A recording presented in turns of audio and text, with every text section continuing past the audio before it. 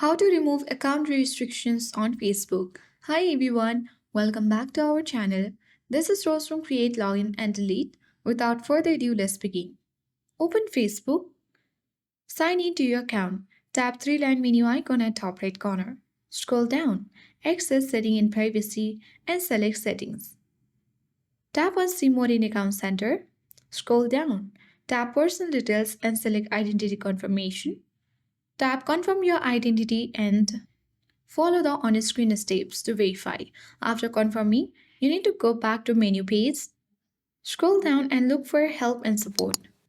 Tap on report a problem, scroll down and tap continue to report a problem. Tap include button and here you can choose a product. You need to describe your issue that you want to remove your account restriction on Facebook and then submit your request.